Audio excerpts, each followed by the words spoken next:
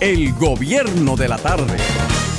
2:57 minutos en este gobierno de la tarde. Se une el equipo José Luis Mendoza. No me hablen de pelota, háganme favor. No me hablen de pelota porque yo... Prohibido. Ustedes saben que hablen, él hombre. es un tigre con pluma. Yo soy un liceísta amargado, pero además cuando renuncio al licey, me salen plumas, pero ahora no me pueden salir ni siquiera plumas. Me queda trompa. ¿Tú te imaginas que es melena? O melena. Yo soy liceísta, pero yo no cojo cuerda. Yo soy rara. Tipo un ornitorrinco. Pero están peleando el Escogido y los Toros. Están los Toros en primer lugar, 5 victorias, 2 derrotas. Y debe estar Víctor Báez feliz. Está en segundo los Leones con 4-3. El tercero las Estrellas con 3 victorias, 4 derrotas. Y los Tigres con 2-5. Aunque para... las Estrellas pasaron están en tercero. Ahora, para consuelo de los fanáticos de los Tigres, es bueno decir que los últimos años ellos siempre han estado iniciando tanto la regular como el round robin mal y terminan metiéndose. Eso... hay que decir que es un equipo con una gran capacidad de reacción. Bueno, señores, empezó el 2019. Ahí sí. Y empezó con una cifra que yo quiero insistir. Tiene que hacernos revisar como sociedad. Detrás de esas 23 muertes, que repito, todo es como se cuente. La metodología oficial, que yo no la critico, solo digo que hay una, y para la mediática hay otra. Sí. La metodología oficial hace un levantamiento de lo que entiende que son muertes directas por el feriado. Le hace, hay un tema de borrachera, hay un tema de intoxicación, hay una serie. Y luego está siempre ese margen de muertes que a lo mejor el levantamiento oficial considera que son indirectas, pero la cifra, por lo menos que recogen algunos medios de comunicación, está por 23. Una persona en intoxicación alcohólica. 23 accidentes y uno en intoxicación alcohólica, son 24. Son 24 entonces. Aquí salía que 22 eran por accidente de motocicleta, 24. Más el intoxicado. Pero bueno, fíjense, por eso, insisto que siempre usted va a ver cifras distintas. No es que nos hemos vuelto locos, no es que alguien está mintiendo, es un tema de metodología de trabajo. El COBE tiene una y cada medio se abroga un margen, vamos a decir, de error para colocar otras muertes que ocurren durante esto. Sea cual sea la metodología, hay una conclusión clara, Fafa, doctor Andrés L. Mateo, Rosa. Aun cuando hay una reducción ciertamente de 8 fatalidades en relación al feriado del año pasado, que 2 docenas de dominicanos en un fin de semana donde no se fueron a los tiros 2 cárteles de droga. ¿Verdad? Pero hubo muchas donde no hubo un conato. Bueno, pero es lo pero que ni siquiera están calculadas ahí los muertos por pero día. Es lo que digo. Es decir, ¿cómo contabilizamos los periodos festivos del año? Puentes, Semana Santa, Navidades, por víctimas, intoxicados y hospitalizados. No lo contamos porque se incrementa el intercambio económico. No estamos calculando aquí cuántos millones subió el intercambio económico. No estamos aquí diciendo que pequeñas y medianas empresas, MIPYMES, se beneficiaron de todo. Estamos hablando de muertos, mi hermano. Y de niños, no menores de edad, porque menor de edad tiene 14, 15. No. Muchachos de 3, 4 años que un tipo, para no decir papá o mamá, deja un vaso con alcohol a su alcance. De 2 años. No, pues eso para que alguien vaya preso. Y mal preso. ¿no? Pero es lógico que tiene que ir. Bueno, yo quería agregar a esa macabra contabilidad que tú haces la expansión, el despliegue de la violencia, porque en el caso que tú señalas son 20 muertos contabilizados por accidentes y por intoxicación por intoxicación alcohólica, pero no, junto a eso hay un despliegue de la violencia. Pero un despliegue brutal. Exacerbado por el mismo alcohol. Lo más probable, porque ha habido por lo menos 4 feminicidios, incluso horrorosos en algunos casos. Ha habido muerte por sicariato. Sí. O se sospecha, por lo menos ajuste de cuentas. O por ajuste de cuentas. Ha habido acciones de la policía que empañan también la atmósfera y que además la convierten en una especie de desesperanza absoluta, porque decía yo ahorita en el introito que realizamos que la policía tiene fe pública y que si la policía actúa como los criminales, está prostituyendo y pervirtiendo el orden social. Porque no es posible que la policía agarre ante la gente a una persona, le aplique una ley que no existe en el Código Procesal Penal de este país, la pena de muerte, y que salga una hora después con un comunicado señalando que fue un intercambio de disparos. Es decir, eso es absurdo, eso es prostituir, eso es seguir. Yo contaba hoy en la mañana, porque cuando vi el video del coronel dándole incluso el tiro de gracia, primero lo mata, le tira los tiros y después le da un tiro de gracia. Cuando tú ves a un coronel de la policía y a autoridades actuando en nombre de la ley, convertidos en asesinos vulgares, porque eso es lo que son. Cuando tú los ves así, tú sientes una desesperanza y todas las aspiraciones de construir una sociedad sobre la cual se edifique, digamos, un edificio de convivencia diferente, decente, un edificio de convivencia en el que podamos coexistir civilizadamente. Pero es una práctica que se ha hecho común entre los miembros de la Policía Nacional. Yo conté 12 en el último año. De hecho, la gente cuando se habla de intercambio de disparos no tiene ningún tipo de credibilidad. Nadie cree en la eso. Policía Nacional. Nadie cree en eso. Pero bueno, si agregamos... Gracias a los celulares. Claro. Si agregamos a la contabilidad que hace José Luis, cualquiera que sea la metodología indirecta o directa, porque esos mecanismos de depuración de la realidad se están practicando aquí a partir de los informes de la Comisión Colombiana que trabajó con la policía, analizando los factores mediáticos que incidían. Y en consecuencia, el método indirecto le permite en muchos casos a la policía tratar de dar una imagen de que el espectáculo de la violencia no está sobredeterminando la vida de los dominicanos. Pero si tú le sumas esos accidentes de tránsito al despliegue de la violencia, que uno no sabe por qué cantidad de muertos el fin de semana se llevó entre las pezuñas, lo cierto es que es ensombrecedor, digamos, el panorama, la apertura del nuevo año. No hay ninguna duda. La triste realidad, y yo en eso hemos querido desde el inicio de diciembre ser incisivos con este punto, está en el hecho de que muchas medidas que son buenas, necesarias, que uno aplaude, se toman como sobre la base de un operativo temporal. Aquí se necesitan políticas permanentes. Una de las cosas que probablemente uno cede, y yo creo que en eso no hay ningún problema en reconocerlo, es la importancia que ha tenido, por ejemplo, el sistema de asistencia de las carreteras. ¿Qué es lo bueno de eso? Que es permanente. Antes solamente era en Semana Santa. Antes era solamente los fines de semana con feriado.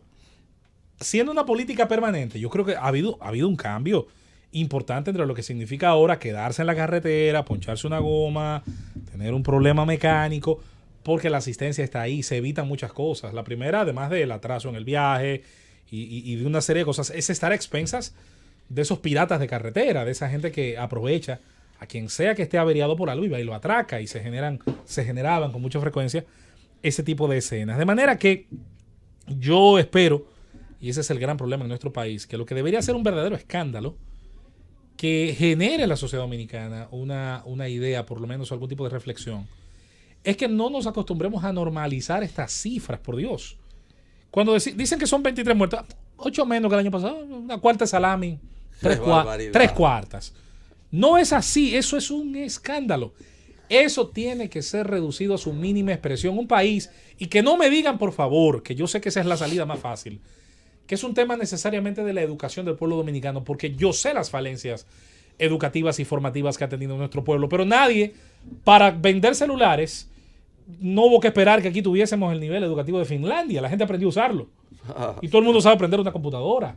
Y sabe más o menos gestionarse una serie de informaciones en el uso de software, en el uso de facilidades del mundo de la programación. Entonces, me van a decir a mí que gente entonces que es capaz de entenderse con aparatos mecánicos, con aparatos digitales, es incapaz entonces de entender reglas de tránsito, de entender medidas prudenciales, preventivas.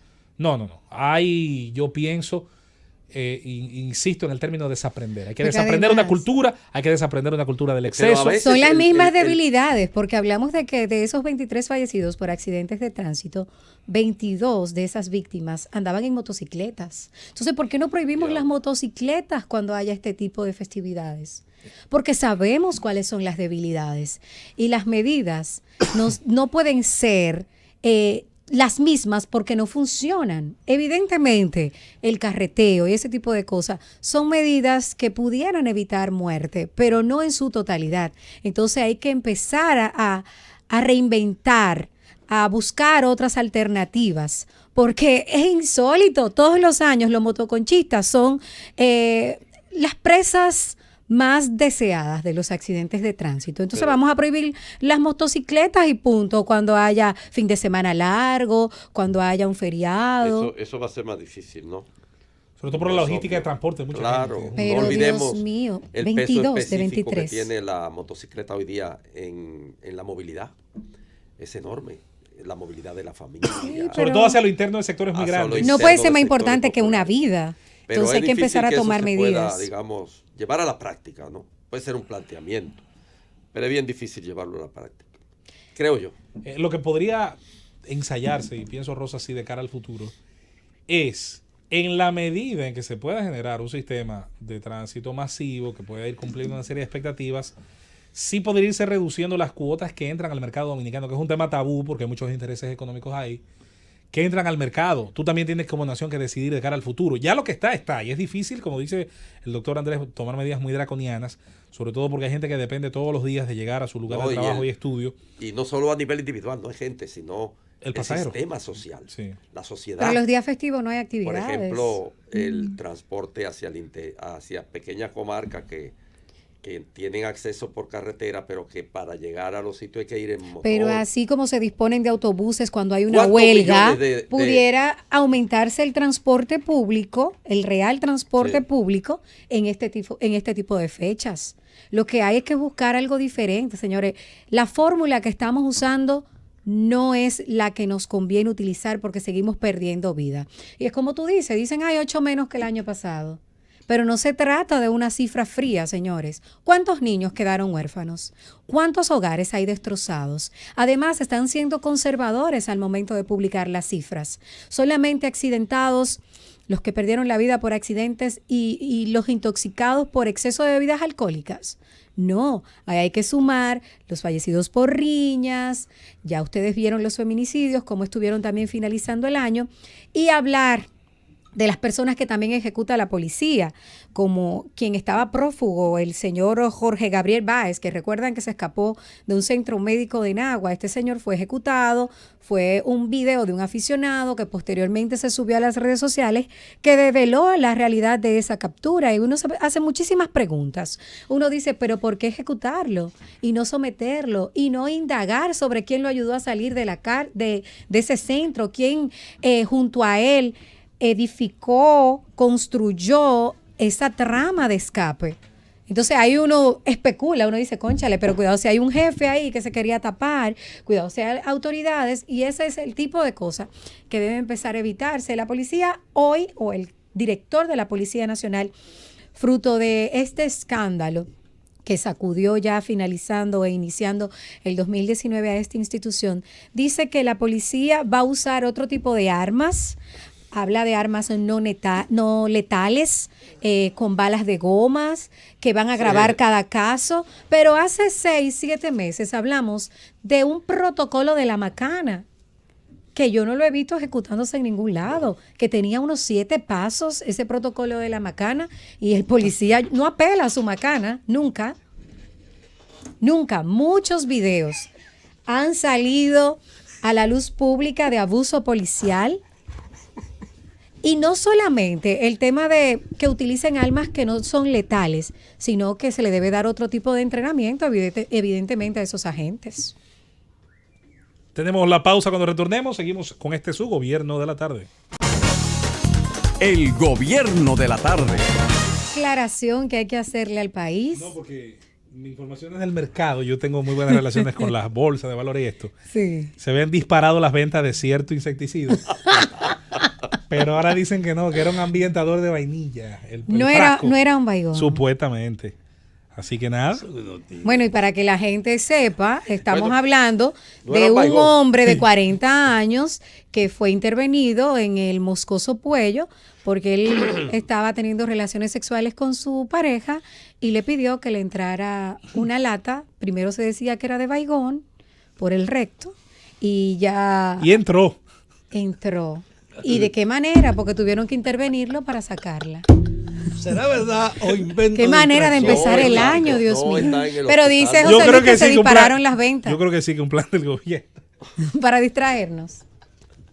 Señores, no, está interno. Será un plan- Que me digan la habitación. Yo voy a llamar a Novi Delgado, que es el relacionador público del Moscoso Puello, para que nos digan en qué habitación, porque, wow, qué picarones son esas parejas, qué picarones están jugando. Qué forma de jugar. Señores, ¿cuánto ha cambiado Y- la relación de pareja? ¿Esa es del siglo XXI? No, eso está más allá. Más No, allá. el futuro. Son muy futuristas, futuristas. Miren, es una pena que después de esta nota un poquito jocosa, aunque deseándole a ese señor que se recupere Y que no invente Lo más, mejor por que pueda, favor. que se recupere lo mejor que pueda. lo mejor que pueda. Mira, hablaba don Andrés, no podemos pasar por alto, dentro de todo este tema de los días de asueto, el tema de los feminicidios volvió a decir presente y de qué formas. Ay, sí. Horrible. Lo peor es que en el caso del señor Recio, para llamarle señor, para no decirle el adjetivo que deberíamos decirle, Juan Recio, que es el matador de Confesora Toribio y de Elisa Cabrera, madre e hija. Ay, sí. Confesora su suegra, Elisa su expareja. El tipo, además de que se escapa, además de hacer este acto atroz, porque este no tuvo la vergüenza ni siquiera de matarse. Anda prófugo. Anda prófugo, tuvo ya un enfrentamiento con la policía y ha amenazado a los tres hijos. Tuvo un enfrentamiento con la y, a Sí, los pero tres, se le y fue. a los tres hijos los ha amenazado. Con matarlos. Están recibiendo protección hasta donde sabemos. Pero ya se lo entregaron a unos familiares. Se lo entregaron a unos familiares, esos 3 niños que él procreó junto con una de las víctimas, Sí. y a sus propios hijos, él está amenazándoles con quitarles la vida también. Bueno. Es un animal, No, es pero- un monstruo. No, y o sea, el macho alfa del mundo, que en medio de esta situación, incluso se mantiene, sigue amenazando. Solo 5 días para renovar el marbete sin recargos. Atención, dominicanos, que hemos hecho de dejar todo para último una especie de marca país, de recurso cultural, pues será importante entonces que usted agilice en estos días y evite los costos agregados que tiene, tanto que lo detengan sin el marbete como el hecho de evitarse quizás esas filas posteriores y de la famosa petición que siempre hay de una prórroga. Lo que sí voy a decir es una Más cosa. del 30% falta. Lo que sí voy a decir es una cosa. Yo no defiendo el hecho de que la gente deje todo para último. Ahora, a la autoridad que no deje todo para último también, ¿para qué son los impuestos?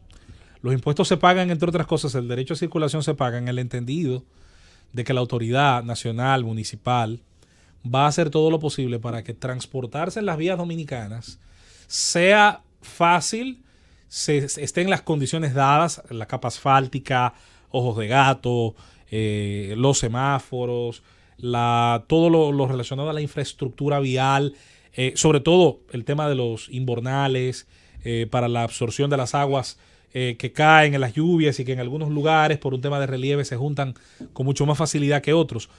Con la misma exigencia que estamos hablando de hacer los marbetes, vamos a exigir también, porque amor con amor se paga, el impuesto, que no es otra cosa que quitarle a todos los dominicanos un poco de la riqueza que generan. Se supone que tiene que ser devuelto en servicios. Recuerde que usted es un contribuyente ciudadano. Véase a sí mismo siempre como un contribuyente. Usted saca directa o indirectamente de su riqueza, sin saberlo y sin que se lo pregunten. Sobre todo por la vía del consumo, porque se paga aquí más impuestos de consumo que por cualquier otro concepto. Usted sostiene, según la ley, un estadio de cosas que después a usted no le devuelve en la inmensa mayoría de los casos. Y es importante, yo diría de alguna manera, concatenar un tema con otro, porque la gente tiende a olvidar para qué rayos paga marbete, paga placa. Y así también se le aderezan otras cargas, otros arbitrios, como se llaman los impuestos, con suma facilidad. Bueno, entonces, evaluando algunos temas que a inicio de año, en singular, pues toman a la sociedad dominicana de alguna manera desprevenido. Otra situación, atención, donde el Ministerio Público acusa y somete a la justicia a un entrenador. Atención a esto, Fafa, que siempre te interesan estos temas porque la esperanza de muchos jóvenes dominicanos está cifrada en el béisbol. Un muchacho de 17 años se le amputó la pierna derecha y parece que se le había dado una sustancia, y esto es más común de lo que mucha gente cree, que estaba destinada a caballos. Hay una sustancia muy famosa que es la ketamina. No sé si en este caso se trataba de la ketamina, pero hay una sustancia que es bastante común en el mercado. Se llama esteroide anabólico. Sí, no, esteroide anabólico es un subtipo, sí, de esteroide. Hay aeróbico y anabólico, pero en el caso específico de la ketamina, que es muy común, es un esteroide que suele utilizarse en caballo, tiene propiedades sedantes, analgésicas, pero sobre todo anestésicas para el famoso tema del dolor. Le dañó la vida a ese muchacho. Y esto ha sido muy común en los últimos años escuchar que a jóvenes prospectos del béisbol se le ha otorgado, se le ha dado por parte de gente que tiene muy pocos escrúpulos, ellos mismos a veces detrás del sueño de conseguir la firma, el bono sobre todo, que es lo que cambia de manera primordial, de manera más temprana, le cambia las posibilidades a ellos y sus familias en materia económica, no van a decir que no. Ahí es donde yo reclamo, y quiero saludar a mi buen amigo Ricky Novoa, que es el comisionado nacional de béisbol, ya que el puesto de comisionado, cuando se diseñó en el gobierno de Jorge Blanco, no tuvo mayor efecto porque no podían imponerle a un comisionado público una actividad privada, en el caso de la pelota profesional. Entonces el comisionado se quedó como una especie de limbo. Yo siempre he dicho que eso se resuelve asignándole al comisionado la supervisión de todos los programas de firmas. El comisionado debería, sugiero, incluso debería estar consignado en una nueva ley de deportes, insisto.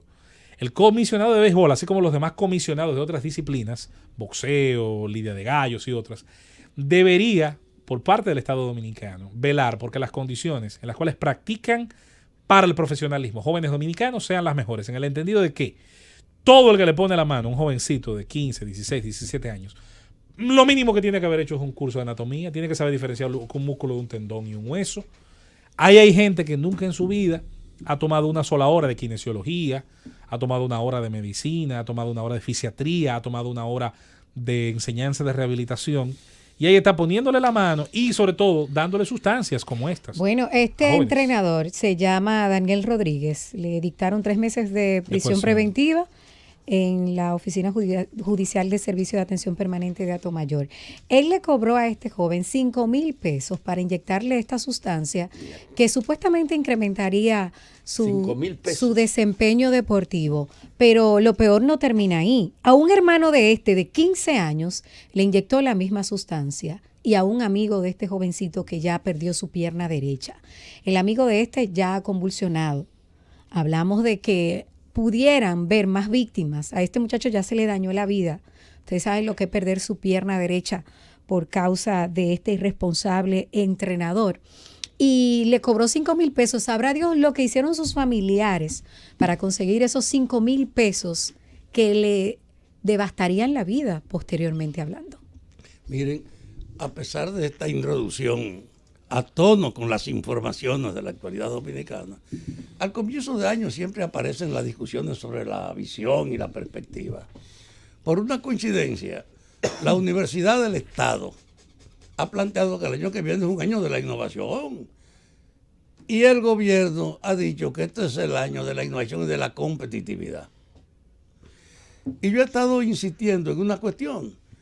Hay un cambio en el mundo, en una dimensión que usted no puede sustraerse al hecho de saber que puede ser indiferente a las novedades que están caminando.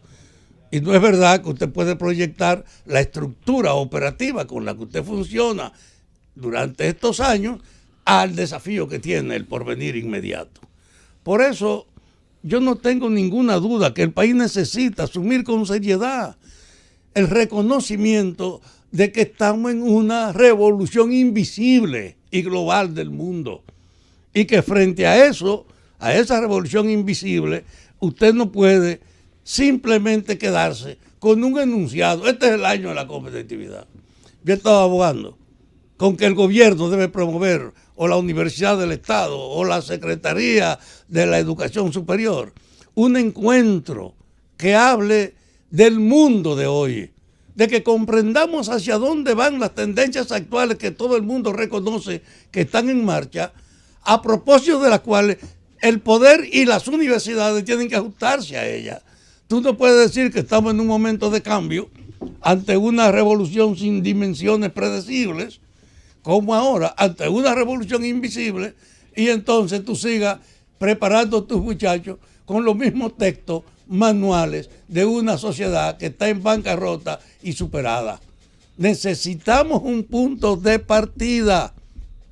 Ojalá Danilo Medina tenga la iniciativa de escuchar una cosa como esta y de propiciar que su Ministerio de la Educación Superior o la Universidad del Estado, o juntas las dos, organicen y convoquen un encuentro donde invitemos a la gente que está más actuante de la tecnología, en la salud, en la investigación, en todos los niveles, para que entonces nos preguntemos, a la luz de esa visión de los cambios en marcha, estas universidades, nosotros 42 universidades, la toman en cuenta, están trabajando para formar los cuadros que a tono con esa perspectiva del porvenir que ya tenemos encima, se formen, o estamos perdiendo los cuartos y perdiendo el tiempo, reproduciendo enseñanzas que cada vez están más inadecuadas.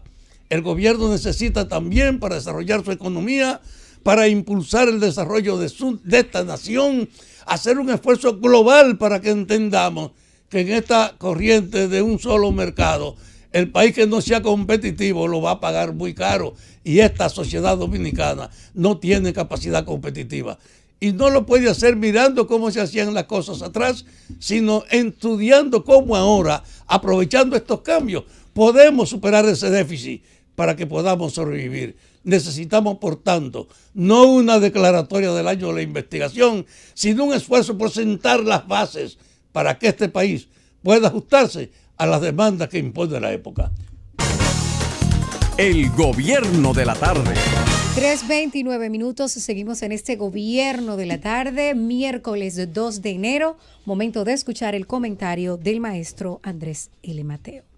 Muchísimas gracias. Yo me voy a referir a lo que en enero es casi siempre tema de comentario en la prensa, de comentario en sentido general.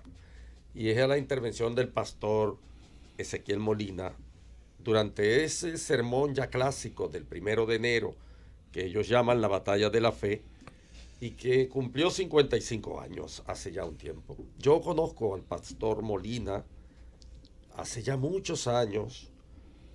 Lo conocí en la Iglesia Asamblea de Dios de la Eusebio Manzueta con Avenida Duarte. Durante muchos años yo visité esa iglesia, no como fervoroso ni militante de esa iglesia, sino porque tuve mucha amistad con los hijos del pastor que introdujo en este país las asambleas de Dios, por cierto, de ese pastor que conoció a prácticamente la totalidad y ayudó a formar a la totalidad de los pastores evangélicos en la República Dominicana, el pastor Jacinto y su familia, que vivían también ahí mismo. Él era un participante de la Asamblea de Dios de entonces.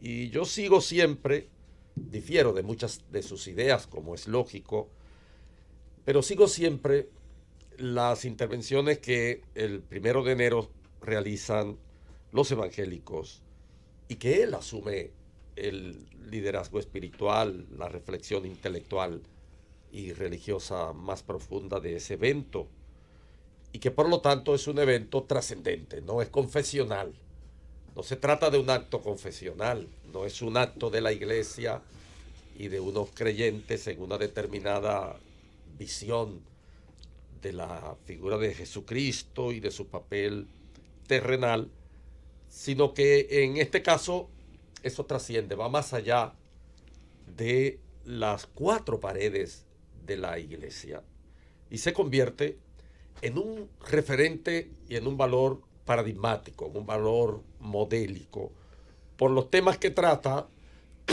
por lo que se supone que aborda ese pastor que hace el ejercicio del criterio desde el púlpito en ese momento, y por el impacto que en los medios de comunicación y en la sociedad en sentido general tienen las palabras del pastor Ezequiel Molina durante ya muchos años. Y yo quiero señalar de su discurso de ayer 4 aspectos que me parecen fundamental en el mismo, que tienen que ver con la sociedad dominicana, que forman parte de nuestro calvario, como de nuestras tareas pendientes, e incluso de las reflexiones más perspicaces respecto de los problemas que tienen que ver con la sociedad dominicana en el día de hoy, en el mundo de hoy, y hasta con una cierta visión filosófica respecto de las preocupaciones existenciales del ser, porque también en este ámbito, en este discurso de ayer, estuvo batallando el pastor Ezequiel Molina. Los cuatro elementos que voy a resaltar son los siguientes. Primero, la impunidad. Fue curioso oírlo hablar de Salomón y de David respecto de este concepto, esta categoría que atañe a las responsabilidades de los gobernantes, la impunidad en el ámbito de la justicia. Y él lo hizo haciendo una extrapolación que es frecuente en el habla religiosa para hacer graficar el concepto entre las recomendaciones, las orientaciones que dio David a su hijo Salomón y los límites que el ejercicio del poder, aun cuando fuera de inspiración divina, como son estos casos, tiene en lo que respecta a la interactuación social. La impunidad es, por lo tanto, un pecado capital, una transgresión a las normas más elementales de convivencia. Pero es también, y en este caso él lo hace de manera extraordinariamente sutil y referido a una experiencia bibliográfica, pero es también responsabilidad de quienes manejan el poder. Por lo tanto, si en una sociedad le quiso decir David a su hijo Salomón, y no lo dijo en el discurso el pastor Ezequiel Molina, sino que lo digo yo ahora, derivado de las lecturas de las recomendaciones que da David a Salomón, si en una sociedad el manto de la impunidad se expande y se convierte en una de las formas normales de existencia, es obvio que esa sociedad está pervertida, está prostituida, es obvio que esa sociedad no es apta para la convivencia, porque desde el poder se ha ejercido y se ha extendido un manto de impunidad que lo pervierte todo. Y eso que quizás no se hubiera podido captar, o que en el lenguaje de la crudeza relativa a las comparaciones históricas tal vez hubiera sido ofensivo para el poder en la República Dominicana, en esa migración de la idea respecto de las recomendaciones de David a Salomón, de alguna manera que el pastor Ezequiel Molina le hacía un juicio a la realidad dominicana que también está teñida por la impunidad. Lo segundo son los valores. En el discurso, el pastor Ezequiel Molina hizo una exaltación de los valores y explicó, a mi modo de ver limitado, dado que el enfoque era esencialmente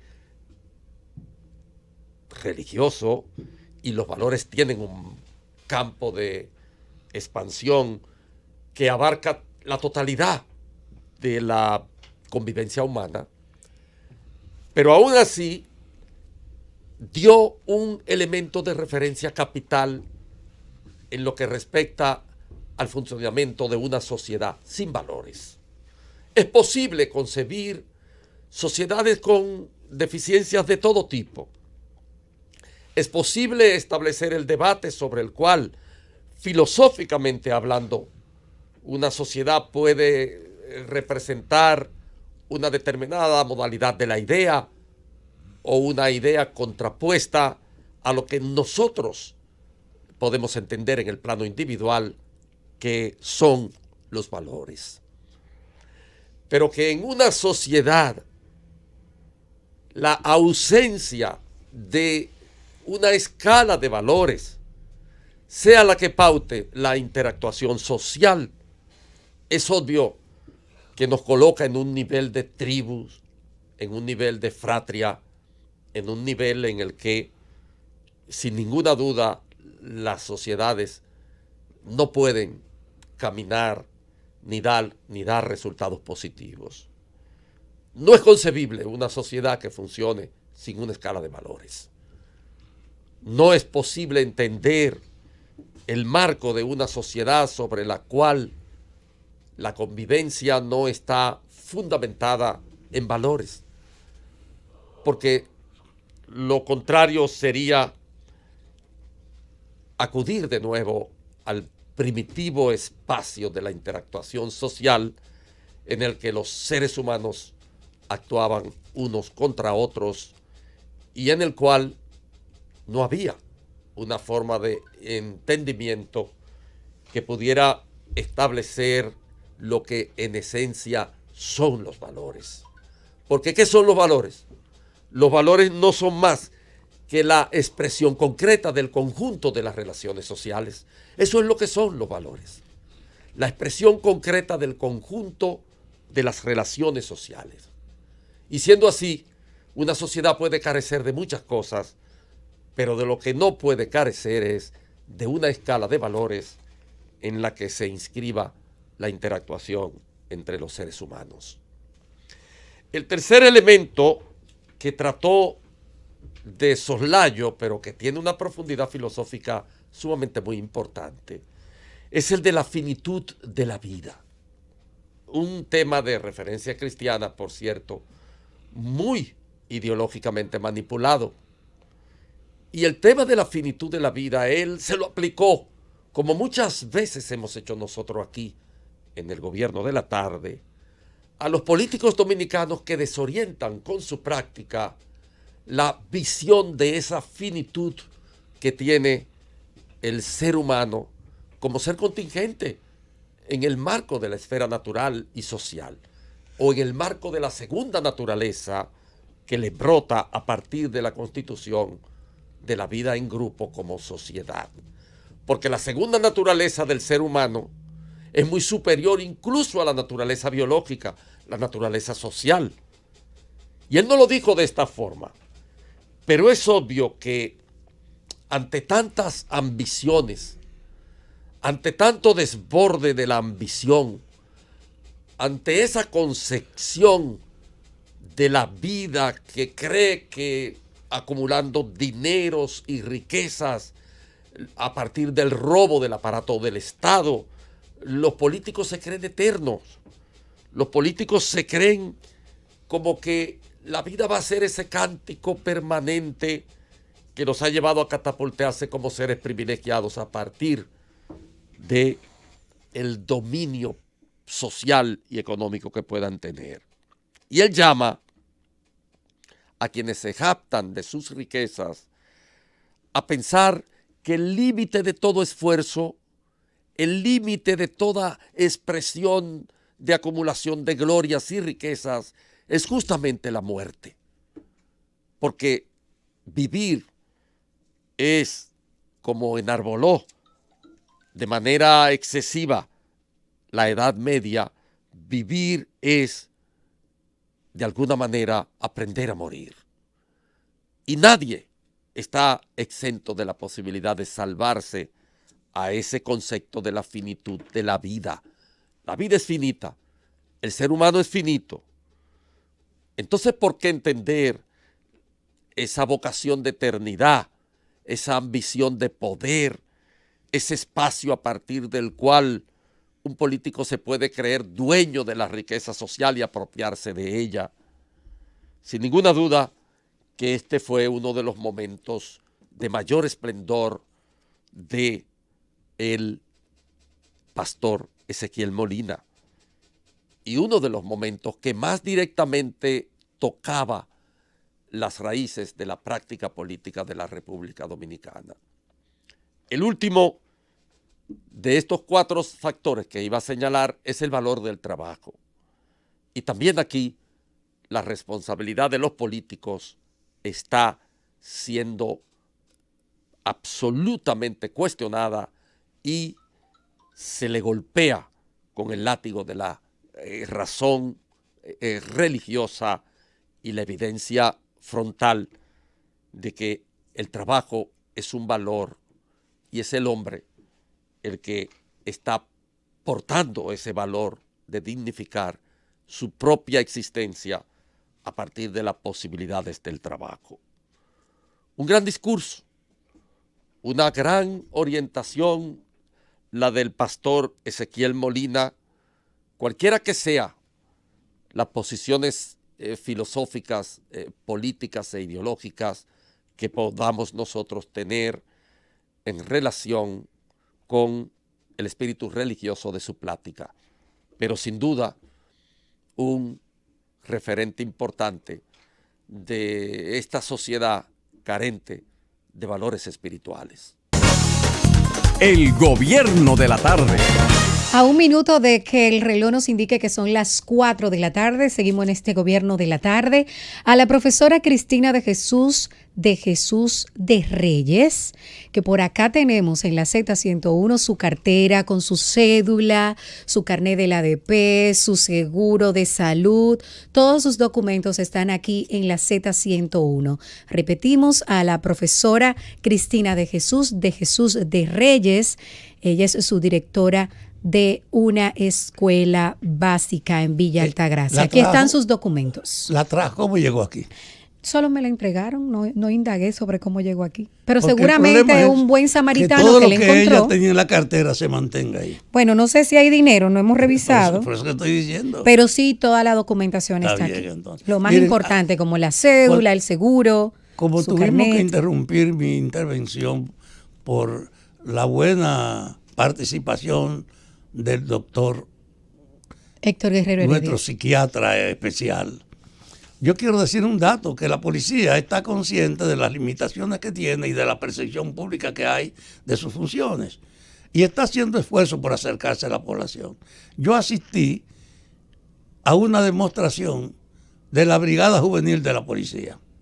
Jóvenes de 14 a 17 años, organizado en casi todos los pueblos, donde la policía le da informaciones sobre la disciplina, sobre toda la conducta, le enseña a marchar y crea un acercamiento con la ciudadanía. Y seguro que con esas acciones limita que algunos jóvenes sin horizonte terminen en los canales de la delincuencia. Es decir, es una labor positiva. Pero yo no quiero que ellos se equivoquen creyendo que por ese camino se resuelve el problema esencial de la institución, que es el respeto a la base institucional, el respeto a los escalafones. No es posible que la policía pueda ser manejada por el interés político de un candidato que entonces mueve a su gente en función del vínculo que tuvo con ellos. La policía es una institución que tiene que respetar los escalafones. Usted tanto tiempo desempeña una función de raso o de cabo y usted debe tener derecho y opción a que lo asciendan. Aquí regularmente es por cuña. Claro. Si no estás pegado, no te parte ascienden. del problema no de por la desempeño. policía es que la prostitución interna está alimentada por el hecho de que no hay institucionalidad para respetar los valores. Aquí hablamos desde el punto de vista de reconocer la importancia de la policía, de valorar que hay que hacer un esfuerzo mientras más temprano mejor y que hay que tener una policía a tono con la conciencia y las exigencias de hoy. Pero todo eso tomando en cuenta la vida de sus miembros. Ahora hay mujeres y hombres en la policía. Y yo te digo, yo quisiera que ellos se sintieran orgullosos de serlo y la población lo aceptara como tales. Por eso hay que hacer un cambio en la policía hoy. Definitivamente que sí. Ya son las 4:02 de la tarde. Ahora escuchamos el comentario del versátil de la Z101, José Luis Mendoza. Muchas gracias, Rosa. Vamos a hacer un recorrido por algunos aspectos internacionales que pasaron desapercibidos, tanto de final como de inicio de este año 2019. Un año 2019 que apunta va a ser bastante interesante, sobre todo en el entorno que corresponde a países con los cuales la República Dominicana sostiene un alto nivel de relaciones. Vamos a tocar brevemente ese tema, pero luego tocar un tema de la Junta Central Electoral y de los partidos políticos dominicanos. El día de ayer, la Casa Blanca hizo público un documento, una carta enviada por Kim Jong-un, el mandatario de Corea del Norte, donde habla de la posibilidad de un nuevo encuentro entre ambas partes. Está en un lenguaje bastante amistoso, y eso es bastante curioso, ¿no? Es parte de los cambios que se han dado, sobre todo después de esa cumbre del año 2018 en Singapur. Y estas declaraciones pues fueron el día de ayer hechas públicas por el gabinete de la Casa Blanca, donde se habla hasta del potencial económico que podrían tener, acuerdos firmados a partir de lo que fue la cumbre y sobre todo del entendimiento que hay o que debería haber con Corea del Sur. A partir de la cumbre de junio en Singapur, la primera jamás realizada entre estos dos países tras la guerra entre 1950 y 1952. Después de ahí ha habido un estancamiento por las diferencias de cómo llevar a cabo ese proceso de acercamiento, pero el hecho de que se hable a partir del potencial económico que dice el señor Kim Jong-un tiene Norcorea, pues parece que ya se sabe más o menos por dónde. Las cosquillas suelen estar cerca de los bolsillos, sobre todo en el mundo que tenemos el día de hoy. Culminó una parte del proceso relacionado al conocimiento de la nueva constitución en Cuba, donde obviamente hubo algunas escenas bastante curiosas, como fue la de Raúl Castro mandando a pedirle a un congresista que estuviera bueno, pidiendo el receso, ¿verdad? Después de 2 horas hablando. Y sobre todo llamó la atención dentro de este nuevo idioma, para decirlo así, de la Constitución cubana, el hecho no solamente de haber sustituido palabras tan curiosas como marxismo, leninismo o comunismo y hablar ahora más que nada de economía de mercado, lo cual está bastante bien, sino también, y eso nos pareció bastante curioso, parece que se había negociado con algunos sectores la sustitución del término matrimonio por unión civil y sobre todo tener algunos avances relacionados al reconocimiento del matrimonio a personas del mismo sexo. Esto, pues, parece que se va a postergar, si bien hay cambios importantes para el reconocimiento. Lo remitieron que se ha tratado en el Código de la Familia. El día 24 se va a votar un referéndum. Según algunas informaciones de algunas agencias de prensa, esencialmente la agencia EFE, y ya se aprobó ese borrador, que fue el pasado sábado, para las cosas que se mantienen. Se va a sustituir parte de la Constitución de 1976. Se mantiene el Partido Comunista como partido único, como fuerza dirigente superior de la sociedad y como aspiración su programa. En el caso del tema económico, que obviamente fue el que más cambios sufrió, darle más empoderamiento a los cuentapropistas, abrir más espacio a la entrada de empresas con un capital 100% extranjero, entre algunos otros temas. Obviamente no va a variar, y eso sí sería interesante ver qué tiempo podría tardar la posibilidad de abrir libertades políticas para que otras asociaciones que no sean solo el Partido Comunista tengan existencia legalizada. Así que esto, pues, la Constitución va a quedar conformada por 229 artículos, 11 títulos, 2 disposiciones especiales, 13 disposiciones transitorias y 2 disposiciones Oye, y que conste. Reconoce la propiedad privada, la necesidad de inversión extranjera para el desarrollo económico del país. Y esto, pues, además de un artículo donde dice que los medios de comunicación fundamentales no pueden ser objetos de ningún tipo de propiedad que no sea la socialista de todo el pueblo, en cuanto a los medios de comunicación donde no hay ningún tipo de cambio. Abre la puerta, como decíamos, al tema del matrimonio gay, pero aplaza la discusión al menos 2 años más a cuando se redacte el Código de Familia, que se va a someter a referéndum. Decía Fafa que tú tienes que evaluar una cosa. En la nueva Constitución, que se sometió a consulta de toda la población, regresó con más de 700 propuestas de cambio, que lo obligó a tener que integrar muchas de esas propuestas en el texto que se aprobó ayer. Ahora, la aparición ahí del reconocimiento de la propiedad privada, de la inversión extranjera, de la iniciativa también particular de gente suya, tiene que ver, yo creo, con el impacto que es la experiencia china.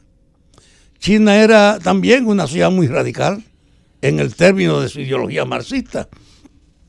Y sin embargo, ellos aceptaron bajo un concepto, una nación y dos sistemas, la incorporación de las modalidades del capital y la propiedad privada. Y una de las funciones que favoreció eso fue que Estados Unidos, en un tiempo estelar de su hegemonía en el mundo, China aislada de los propios socialistas, porque no era ni aliado de la Unión Soviética, ni siquiera compatible con Vietnam, que estaba en guerra contra Estados Unidos, en una situación como esa, pareció una medida inteligente la visita a Estado al chino que hizo Kissinger para iniciar el proceso que permitió que tanto China se abriera a recibir el capital extranjero y a reconocer su operatividad, como que Estados Unidos también propiciara abrir las puertas para la inversión allá en China. Y se generó un fenómeno que es lo que estamos viendo ahora, con el capital de la inversión norteamericana y la visión de dos sistemas y una sola nación, comenzaron a integrarse la forma de parte del mercado capitalista bajo el régimen y control del predominio del Estado chino dirigido por el partido. Y ahí está. China alcanzó un nivel de desarrollo a consecuencia de que, como el capital era norteamericano, el destino de su producción era fundamentalmente Estados Unidos.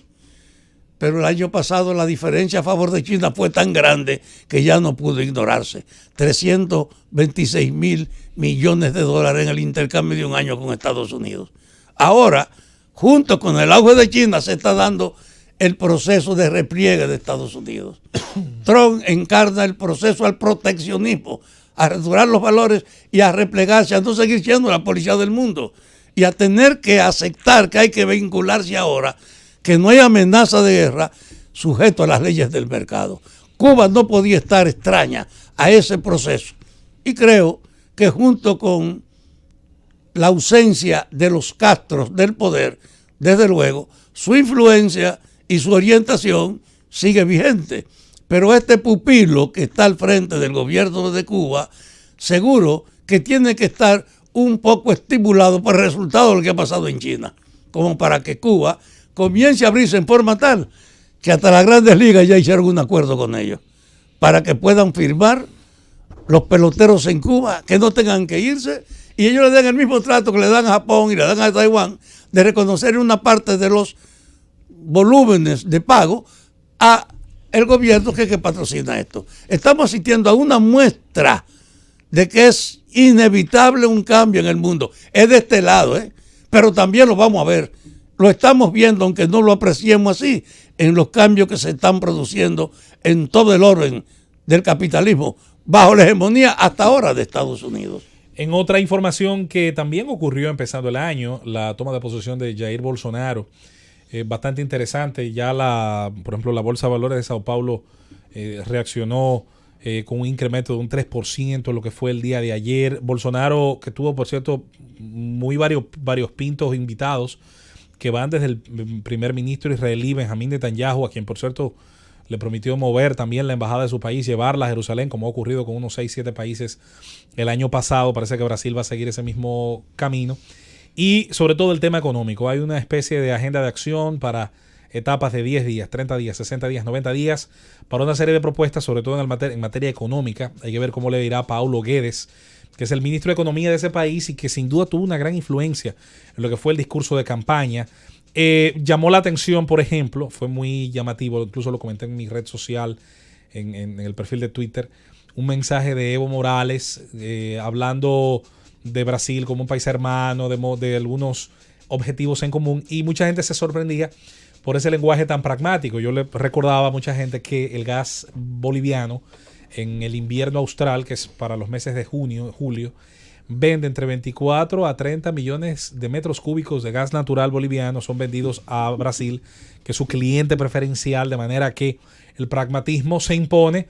Estuvo Evo ahí en esa toma de posesión y no dirigió ningún dardo ni nada por el estilo hacia Bolsonaro, más allá de diferencias ideológicas. Habló ya con Mauricio Macri, parece que le interesa algún tipo de relanzamiento de Mercosur, pero no como área de proteccionismo económico como lo era o lo ha sido siempre, sino como área de libre comercio, que es como parece le interesa a Bolsonaro y a su nuevo gabinete. Brasil tiene 22 ministerios. Este es un número llamativo porque es la misma cifra que tiene la República Dominicana. Somos los dos países que, junto a Cuba, que tiene 22, y Venezuela, que tiene 31 ministerios, tiene el estado más grande en cuanto a cantidad de ministerios, esto sin contar oficinas descentralizadas y muchísimos organismos públicos que son casi ministerios en la práctica, pero que no llevan esa denominación desde el punto de vista jurídico.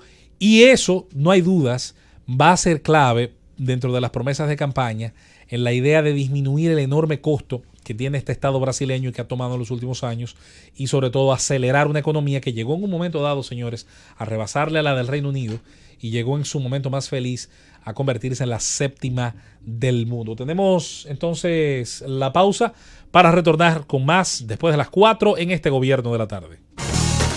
El Gobierno de la Tarde. 4:17. Gracias por continuar con nosotros en este Gobierno de la Tarde.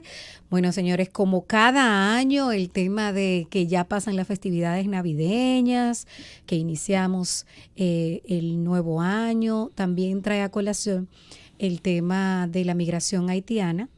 Sabemos que a finales de diciembre, muchos que quizás están de forma irregular cruzan la frontera y luego tienen que venir nuevamente al país en enero, y no siempre lo hacen de la forma regulada, de la que debe ser la más exitosa.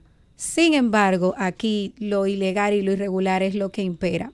A propósito de eso, de que ya hay muchos ciudadanos haitianos que están cruzando la frontera para regresar a República Dominicana, Marchena dijo hoy, textualmente la frase de él: hemos sido el gobierno más exitoso regulando la migración. Si ¿Cómo? Ustedes quieren Repítemelo ampliar otra vez. esa información, Repítamelo otra vez. entren a Z Digital. Hemos sido el gobierno más exitoso regulando la migración. Tú quieres una cosa. Permite que 10 llamadas te digan sobre esa palabra de él. ¿Qué opinan? Si es verdad que este es el gobierno más exitoso controlando la migración. No el juicio de nosotros, sino de lo que son nuestros oyentes. Porque es una afirmación, ¿eh? Uh-huh. De temple. Bueno, y está el detalle completita de primera mano en Z Digital. A la gente que se anime a entrar y a ampliar un poquito más esta información en Z Digital, donde también podrán encontrar otras informaciones, otros hechos que han trascendido hasta este momento. Mucha gente en las redes sociales. Yo creo que es obligatorio mandar los primeros saludos de inicio de año. ¿Qué ustedes piensan? Está bien. Y siempre pendiente del Gobierno de la Tarde, José Rodríguez, también está Alberto Rosario Valles, Nico, Juanita González, Fanny Vázquez, Samín Telitali, siempre con nosotros, fieles durante todo el 2018, y por supuesto que iniciamos el año con buen pie. Estanislao Balbuena, El Pescador Mil, José Martínez, Finel Jan, Mayori Elizabeth, Luz del Alba.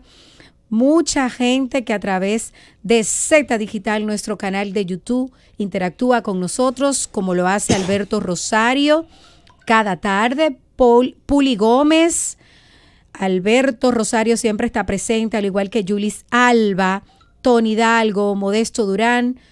Un abrazo también para Leonardo Hernández, Skeptic. Eloísa también está con nosotros, José Polanco, mucha gente querida que ya se ha convertido en parte de la familia de este Gobierno de la Tarde. El país se está como reorganizando, ¿no? Hoy es el primer día laborable. Real. Sí, mucha gente hizo puente para finalizar el año el lunes, y hay muchos temas pendientes que estamos esperando que se discutan en este 2019. el escenario se va calentando porque el año que viene, en el 2020, vamos a tener elecciones. Ya estamos a ley de 2 meses y pico, menos de 3, de que el presidente Danilo Medina hable de la reelección, que aseguró el año pasado que lo iba a hacer en marzo. O sea que la pista apenas empieza a calentarse, como decimos en buen argot dominicano. Bueno, vámonos entonces con algunas llamadas. Vamos a abrir los teléfonos, ¿no? Vamos a abrirlo más adelante. Ah, bueno. Vamos a abrirlo más adelante. Yo quiero referirme brevemente en mi comentario a un tema que nos preocupa a todos los dominicanos desde hace mucho tiempo, porque en los últimos 3 años, el primer bebé que nace, la madre, es una adolescente. Este año escuchamos... ¿En qué proporción? En los últimos 3 años, el primer bebé del nuevo año, la madre es un adolescente, una adolescente. Escuchamos incluso en medios internacionales, en medios panameños, yo llegué a leer esta información de que en República Dominicana el primer bebé, el primer recién nacido del 2019, era hijo de un adolescente de 16 años. Nació en la maternidad de la Altagracia y no es para nosotros celebrarlo. Gracias a Dios el niño nació con muy buen estado de salud, la madre está recuperándose, pero es una situación que desnuda cómo vamos nosotros con el tema del embarazo en los adolescentes. Las adolescentes en República Dominicana, alrededor del 22% de las mujeres entre 12 años, eso es una niña, es una bebé, y 19 años, han estado embarazadas o están embarazadas. Estas estadísticas nos acompañan, desgraciadamente, desde hace casi una década. Esto preocupa, aunque a mucha gente ya le parece algo normal, porque se le troncha el camino a esas jovencitas. Evidentemente sus vidas se ponen en peligro porque hablamos de niñas que procrean un niño dentro de ellas cuyos cuerpos no están preparados para ser madres. El riesgo de muerte cuando una mujer sale embarazada con menos de 20 años incrementa abismalmente. Además, estas pequeñas, los niños que traen al mundo, tienen más posibilidades de tener algún tipo de enfermedad. Muchos de estos nacen en bajo peso y estamos hablando solamente de los daños físicos, porque el daño mental que no se evidencia también es muy profundo, y hablamos de niñas que en lugar de estar jugando muñecas tienen que sacrificar su infancia para cuidar a los pequeñitos. En República Dominicana este es un tema que tiene muchas aristas y desafortunadamente nosotros somos el país del Caribe que más embarazos en adolescentes tiene. Es un ranking en el que no deberíamos estar, que no nos gusta estar, que no nos ayuda al desarrollo. Todo lo contrario, una adolescente que salga embarazada probablemente está condenada a la pobreza. Pierde muchas oportunidades porque en la mayoría de las ocasiones tienen que abandonar los estudios para dedicarse a cuidar una criatura. Y eso la condena muchas veces a la pobreza. Y de hecho, la mayoría de los embarazos en adolescentes se dan en lugares donde hay pobreza extrema. Hay una falta de orientación sexual que tiene su génesis en las escuelas, en las familias. Todavía la sexualidad es un tema tabú en República Dominicana. Y nosotros debemos empezar a tratarlo abiertamente con nuestras niñas para que nunca sean parte de este riesgo, porque es un riesgo total salir embarazada en la adolescencia. Y hablamos de que República Dominicana también en toda América Latina ocupa el 5º puesto con más embarazos de menores de edad. Vemos cómo aquí una mujer de 30 años fácilmente es abuela. Así. Lo que nos desnuda una realidad miserable del pueblo. ¿Por qué? Porque esas jóvenes probablemente no recibieron la orientación que necesitaban. Muchas de estas se unen en matrimonio para poder mejorar su situación económica. Pero tú sabes que estamos arrastrando también una experiencia. El nivel de la vida se ha ido superando. Cuando yo nací, mi mamá me alumbró a mí 3 semanas antes de ella cumplir 16 años. Y la normal realidad de esa época era que las mujeres parían tempranísimo. Comenzó a evolucionar la vida y a alargarse. Y esa práctica, a pesar de las intervenciones religiosas, con la idea de que la sexualidad era un pecado si no estaba bendecida por el matrimonio, que la gente, independientemente de su fe o de su creencia, nunca la ha usado como guía. Porque no es extraño que en este país ahora mismo hay 42 de cada 100 hogares que están dirigidos por una mujer soltera. Si aquí hay un déficit histórico de los partos prematuros de las muchachas. Y ha faltado tanto en la escuela como en la sociedad en sentido general una ofensiva que permita a la juventud descubrir la gracia de la vida sin tener que arriesgarse por falta de información a una situación que le troncha en muchos casos la posibilidad de desarrollarse. Una muchacha que pare a los 16 y que era estudiante del segundo curso de Niña de la 12 universidad. años pariendo en este país. Y otros hasta los 13 años y 14 que estado pariendo. Así que ahora hay base para que eso se trate como un tema de interés social. Para que a todos los niveles, las escuelas, las iglesias, las empresas, desarrollen un esfuerzo que permita que las muchachas puedan, yo le decía, disfrutar y preservarse.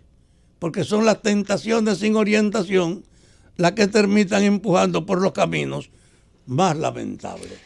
Una madre prematura, cuando ella no tiene todavía la formación, no puede transmitir a su hijo valores. Es la angustia en la que vive la que se reproduce. Por eso yo creo que sí, ese es un tema que hay que inscribirlo entre los temas sociales que hay que dedicar la atención.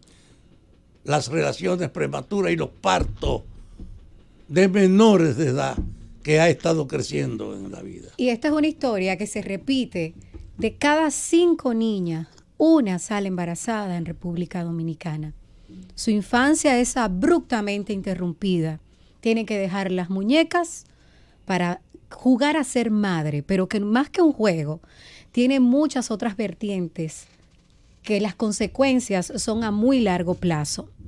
Una madurez obligatoria y prematura. El gobierno de la tarde. Estamos de regreso en este gobierno de la tarde, cargados de energía porque estamos iniciando un nuevo año. Ya son las 4:30. Quiero despedir brevemente mi comentario diciendo de que la falta de orientación sexual, también quizás el costo de los métodos anticonceptivos, la falta de orientación en el seno familiar, hacen que las estadísticas de niñas embarazadas no sean para nada alentadoras. Por ejemplo, en la región Enriquillo, que abarca a Bauruco, Independencia, Pedernales y Barahona, de las zonas más pobres y deprimidas del país, el porcentaje de adolescentes embarazadas. Eso de verdad que es un dolor. Asocia los embarazos prematuros a la precariedad de la vida. Definitivamente que pues sí. Eso es lo que indica eso. Pero detrás de este alto porcentaje, señores, tenemos que analizar y revisarnos porque se esconde una serie de debilidades que van desde lo familiar hasta lo institucional. Involucra a muchos sectores, pero sobre todo los padres somos los encargados de no dejar, por más pobres que seamos, por más escasez que haya en la casa. Todavía, señores, a esta altura de juego aquí se negocian niñas. Aquí se negocian niñas en los campos. Por el bienestar económico de la familia se hace ese tipo de sacrificio. Definitivamente el tema de los embarazos en adolescentes parece estar tumbándonos el pulso. No nos damos cuenta, lo ignoramos y cada 31 de diciembre, cuando estamos esperando a ver cuál va a ser el primer nacimiento, ya ha sido repetido en los últimos 3 años, cuando llega a las 12 de la medianoche del 1 de enero, la noticia que acapara los titulares es que el primer bebé nacido es hijo de un adolescente. Una pena profunda. Otro de los desafíos de esta sociedad. Hay que cambiarlo. Bueno, ¿para qué se están formando los recursos humanos que nosotros tenemos? Ahí está el tema del tiempo que va a tardar en hacerse efectivo todo este tema de inversión en educación. Pues no es inmediato. Usted va preparando una generación desde los 4 o 5 años de su acceso, su ingreso en los niveles preprimarios, en los niveles iniciales, y se supone que va a tardar un tiempo en poder ver esos efectos. Suponemos, esperamos que si el país se arriesgó, yo por eso en su momento lo aplaudí, a ser analizado, sobre todo por el informe PISA, se sabía que no íbamos a sacar una buena calificación. Lo estamos haciendo porque nos vamos a volver a medir dentro de un tiempo, y eso dirá si se avanza, se estanca o se retrocede. Y si esa inversión cuantiosa, que primero se ve muy efectiva en materia de infraestructura, que no es que no sea necesario, yo creo que es importante el tema infraestructural. La educación necesita lugares dignos, limpios, higiénicos, amplios, que estén a la altura de las necesidades. Ahora, después de todo eso y de lo que provocó también esa inversión, muchas veces sin mucho cuidado, sobre todo en materia de prevención, de corrupción y de ciertos fenómenos que se dieron, y todo el mundo recuerda ese muerto de Oizoe, que es una sangre que salpica sobre las formas de hacer las cosas de la política dominicana y del Estado, con el erario, con el dinero proveniente de los impuestos de los contribuyentes. Entonces luego está el tema de formar formadores, de ir de la mano con un programa de contenidos, y que eso a su vez se pueda adaptar a la necesidad que tiene la República Dominicana. Luego ahí pensamos en toda la problemática entre ministerio y asociación de profesores, la problemática que hubo aquella vez que se nombraron los directores de los distritos escolares, cuando mucha gente entendía que eso es para gente que busca votos, cuando por otra parte se entendía desde el punto de vista técnico, profesional, que eso era para personas especializadas en manejar recursos financieros, humanos y técnicos para que pueda la educación dominicana avanzar. La relación que esto guarda con todo este tema de las adolescentes. ¿Cuánto se gasta en prevención de embarazos? Está precisamente va desde el punto de vista de que mientras más horas pasa un niño adolescente, en el caso de las niñas, dentro del aula, pero dentro del aula se hace un trabajo de calidad para garantizar que en ese joven estamos logrando sacar de él sus talentos. Si los mismos van de la mano de la inteligencia, por ejemplo, aeroespacial, para el diseño, el dibujo, la parte artística. Si va para las ciencias exactas, los números, las medidas, el metraje, la posibilidad de calcular y proyectar sobre la base de los números. Luego si va a las humanidades, a los temas relacionados a las ciencias sociales, al derecho, a todo lo que está relacionado dentro de ese quehacer. Bueno, para eso vamos a formar recursos humanos. Hay países, y no voy a poner ejemplos por nombre para no disgregar tal vez la intención, que cuando llega el último año de secundaria, los jóvenes ya están de alguna manera haciendo pasantías, adentrándose en el conocimiento de la práctica de una serie de actividades, talleres, tornos, ebanistería, sobre todo pensando, como siempre hemos insistido acá, en la idea de reconvertir una serie de liceos en politécnicos, que es lo que necesita básicamente, sobre todo la parte rural de nuestro país. Los técnicos en todas las materias relacionadas a la tierra, a la agrimensura, al tratamiento de los distintos tipos de suelos, a su acondicionamiento para las distintas técnicas de riego, de abono y de sacarle el máximo provecho a nuestras tierras cultivables. Pero luego está el tema de nuestras costas, el aprendizaje de la piscicultura, de las nazas, de las áreas relacionadas a los estanques y su cultivo, porque ese es un recurso que hace años está ahí, que apenas se le está sacando provecho. Pero luego preparar al joven para insertarse en esas actividades productivas del mundo que les rodea. No preparar, insisto, solamente a los licenciados en Derecho y los licenciados en Humanidades, que luego no van a ser necesarios en el mercado que les rodea y que con el título no van a tener otro camino que ir a trabajos no calificados y mal pagos, o en su defecto la famosa migración que hace 50, 40 años estamos alimentando del campo a la ciudad, porque el tema de la migración no se queda en el migrante haitiano, que también es una realidad importante a la que hay que hacerle frente. También tenemos que hacerle frente al diseño de un estado de cosas, de un sistema productivo que propició hace muchísimo tiempo que la actividad relacionada al campo se vea, primero, como que no es rentable, cuando a la práctica debe serlo y puede serlo, que en el entorno rural no se puede vivir, no se puede tener acceso a servicios de calidad, ni públicos ni privados, y que no se puede ser un profesional de éxito por ejemplo, un médico, un agrimensor, un ingeniero civil o cualquiera de esas profesiones si usted vive a 90, 100 kilómetros de la ciudad capital? Caramba, en esos lugares se construye, en esos lugares debe invertirse, en esos lugares se supone que deben existir las condiciones para que esas personas que allí habitan no tengan como primera esperanza, como primer anhelo, largarse al municipio más grande que tengan cerca. Es una negación de lo que debemos y queremos ser como país, lo que ocurre en la práctica. El hecho de que esas adolescentes, como muy bien dice Rosa, tan pronto llegan a la pubertad, tan pronto llegan a la edad fértil, sus cuerpos ya están capacitados para engendrar, pero también antes de engendrar, ya los ojos de los varones están sobre ellas, ya los ojos de todo lo que les rodea están sobre ellas, porque también es una cultura que no está fundamentada sobre la base de esperar la mayoría de edad. Eso está clarísimo.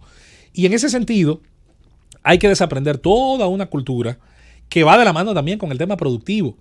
Esas jóvenes no estaban siendo preparadas, no estaban siendo el sistema les falló, llevadas al modelo de preparación, ni siquiera para ser madres en el momento correcto, y ni casi siquiera para siempre, integrarse. José Luis Fafa, esas jóvenes, si Sí. tienen 3 hijos, son de padres diferentes. Imagínate. Pasa con mucha frecuencia eso, porque ven el método de tener una pareja como Una de entrada. subsistencia.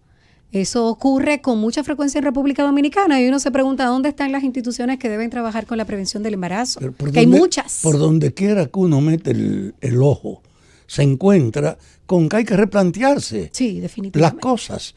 Porque mira todo lo que dice el compañero acerca de la formación, de la visión, Claro. de una juventud que en desarrollo no tiene claro su horizonte.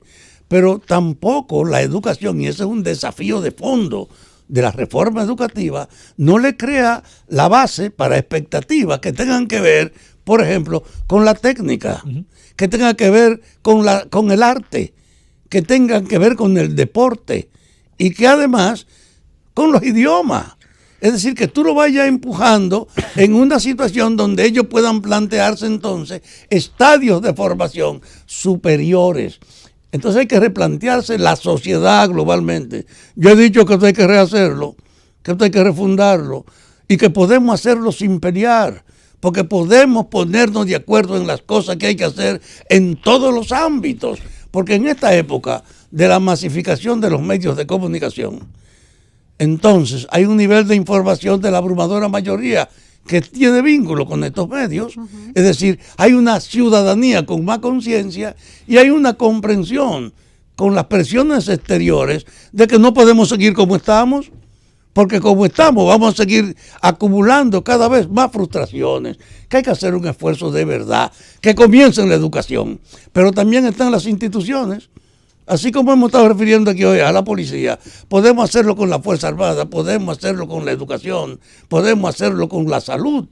Es una visión general donde se ponga en primer plano el servicio y no el aprovechamiento de las funciones públicas. Es decir, hay que pensar también en rehacer la política para que la gente sepa que ser político y funcionario no es tener licencia para usted hacerse rico atento a los otros. Es una modificación de fondo, de verdad. Ojalá en este año nos abramos a saber que estamos atrasados globalmente en todo y que tenemos que hacer un esfuerzo por entender la realidad para saber cómo iniciamos los planes de superar el inmenso atraso en lo que vivimos hoy, la mayoría de los dominicanos. Francis. El gobierno de la tarde. Qué bueno que continúan con nosotros en este gobierno de la tarde a las 4:44 minutos. La palabra la tiene nuestro queridísimo Fafa Taveras. Hoy ha sido un día que sin ser objeto de una programación ni de un esquema entre nosotros, nos estamos refiriendo a los aspectos fundamentales algunos de los aspectos fundamentales de la sociedad que a la luz del mundo de hoy necesitamos reconsiderar. Hablamos de la policía y hablamos de otras cuestiones. Y yo no quería entonces, como hablamos de la policía, dejar alguna consideración sobre nuestras Fuerzas Armadas.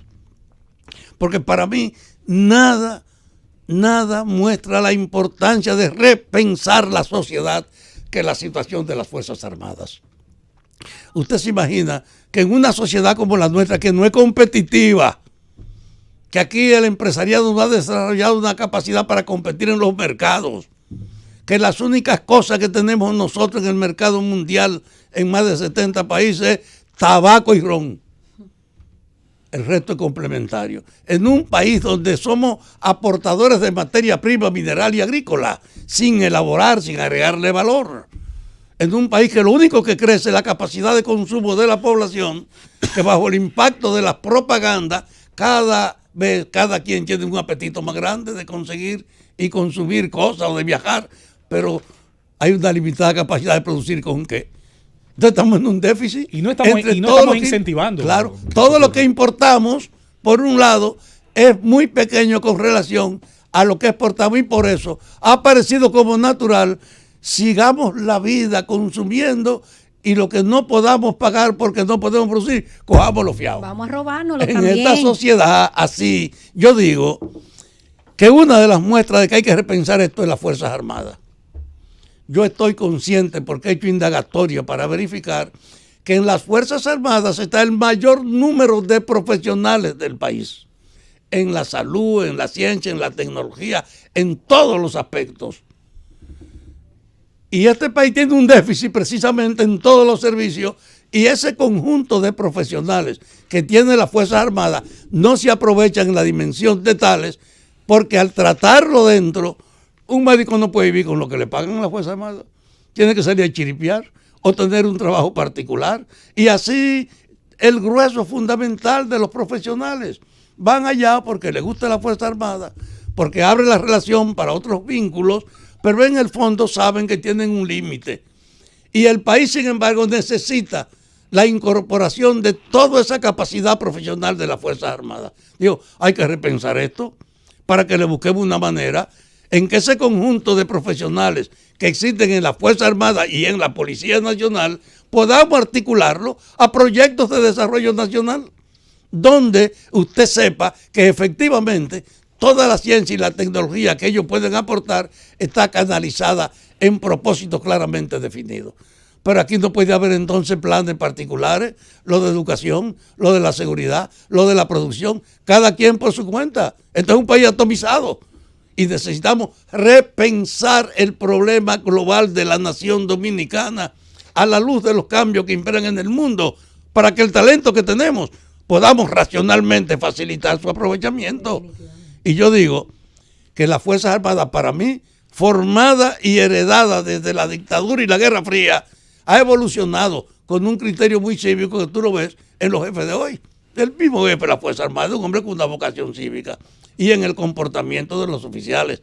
No hay ese antagonismo que era natural e inseparable de la relación entre las Fuerzas Armadas y el pueblo. Pero hay un desperdicio que no podemos ignorarlo de todo el talento que está ahí y de todo el potencial. Que hay que repensar entonces la institucionalidad en forma tal que ella pueda servir globalmente al desarrollo del país. Por ejemplo, yo le decía a José Luis, tú hiciste el servicio militar. No, él nació después que eso pasó, pero él sabe que lo hubiese hecho muy bien. Claro. Entonces la Fuerza Armada tiene ahora mismo obligatorio servicio militar voluntario. Pero voluntario.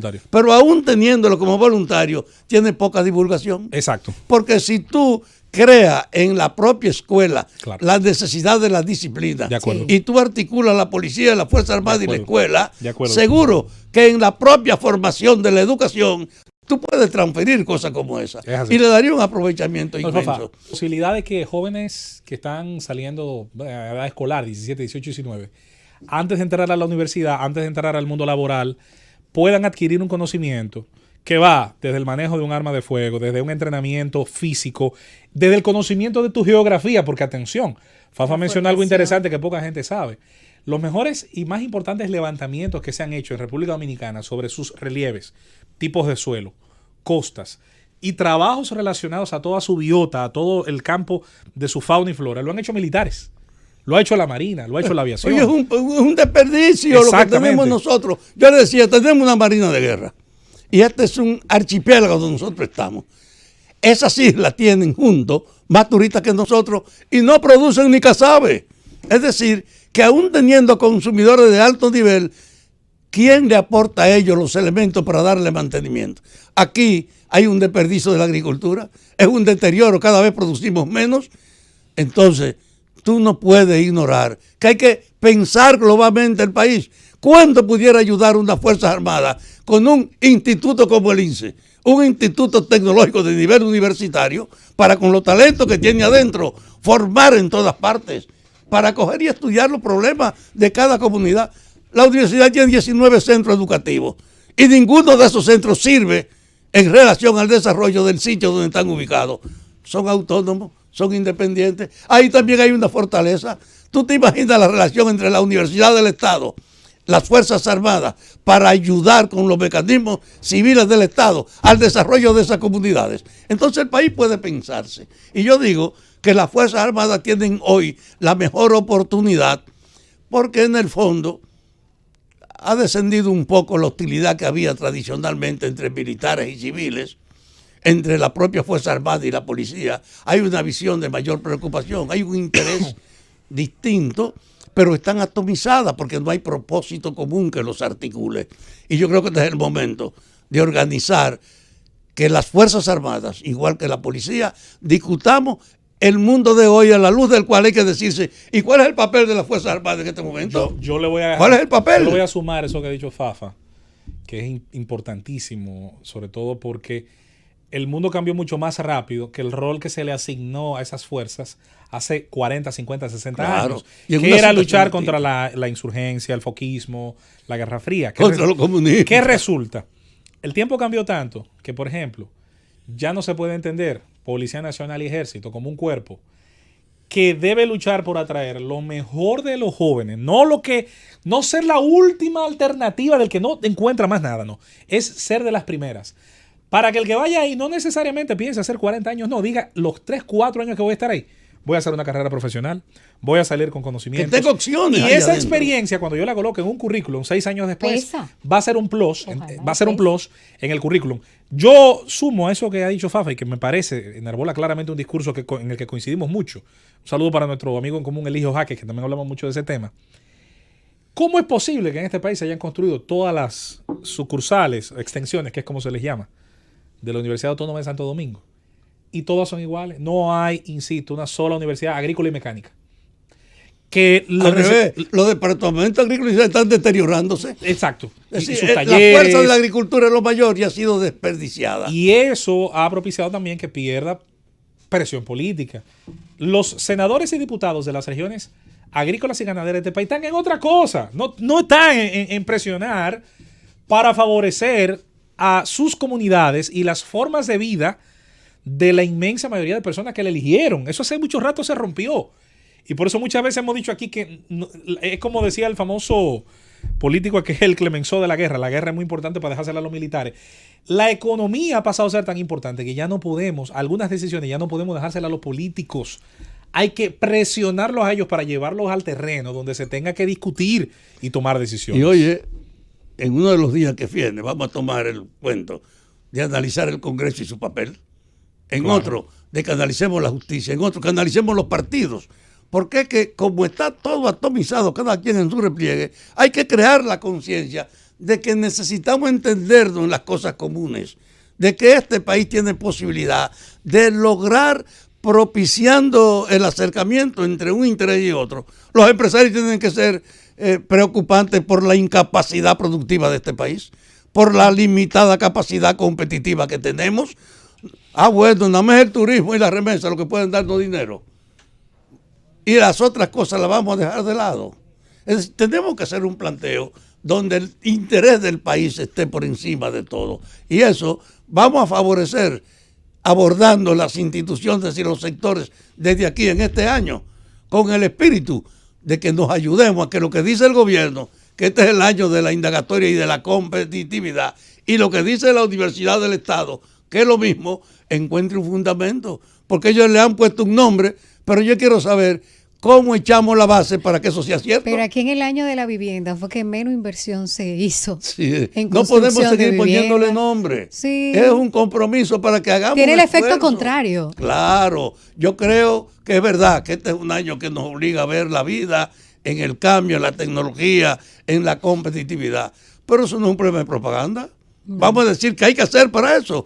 Y yo creo que este programa puede contribuir a crear la conciencia de que el cambio es posible, de que es necesario, pero que solo podemos alcanzarlo si nos vamos entendiendo en los temas, los sectores diversos de la sociedad. No como antes, que es un problema del pleito o de la denuncia o de la exclusión, ahora es de la cooperación entre nosotros para poder salir adelante. Pero una vez hasta intenta tirar la toalla cuando ve que nada funciona o muy pocas cosas funcionan. Porque, por ejemplo, yo leí hoy las denuncias de personas que han comprado apartamentos en la ciudad Juan Bosch, de que hay filtraciones, de que se utilizaron materiales de mala calidad, de que se inundan muchos de estos apartamentos, de que en el contrato decía que la instalación del gas en común iba a ser gratis y ahora le están cobrando 8,000 pesos. Y uno dice, espérate, esto que se estaba vendiendo como un proyecto de viviendas a bajos precios y de calidad entre el sector privado y el público para que muchos dominicanos que ni en sueño podían adquirir una vivienda puedan hacerlo. Entonces también tiene fallas. Y uno se pregunta, ¿y qué es lo que funciona? Efectivamente hay un desafío. Esta generación no puede ser indiferente aceptando lo que hemos heredado como una norma.